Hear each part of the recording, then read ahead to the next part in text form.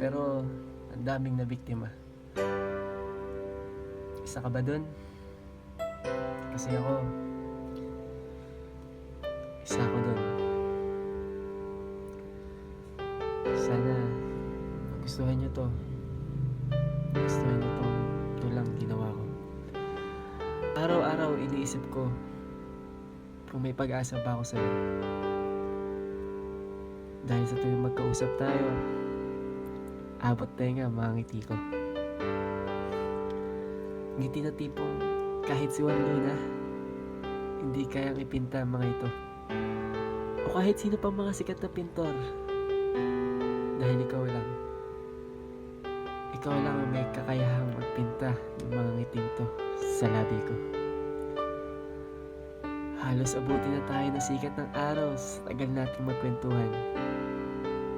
Kahit wala nang kwenta ang ating pinag-uusapan. Isang araw, mistulang parang mula na naglaho. Di isang mensahe wala akong natanggap mula sa'yo. Nag-aalala ko para sa kalagayan mo. Hindi mapakali ang isip ko. Pinagdarasal ko na sana wala nangyaring masama sa'yo. Lumipas ang ilang linggo. Wala pa rin mensahe na dumarating mula sa'yo. At isang araw, habang ako'y naglalakad, nagkasalubong tayo. Pero laking gulat ko, may kasama ka. Magkahawak ang inyong mga kamay, para bang magkasintahan.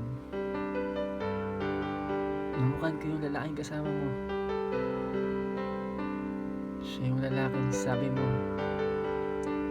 kaibigan mo lang. Pasensya ka na, hindi ko kayo nabating. Dahil hindi ko inaasahan na gano'n ang mangyayari. Umuwi ako ng bahay na tulala. Hindi ko alam kung tatawa ba ako o luluha. Tinanong ko ang sarili ko, may nagawa ba akong di niya nagustuhan? Hindi pa ba ako sapat? Lamang lang naman ng 1,000 yung lalaki niya sa akin. Bakit? Bakit hindi na lang ako? Umasa lang pala ako sa'yo.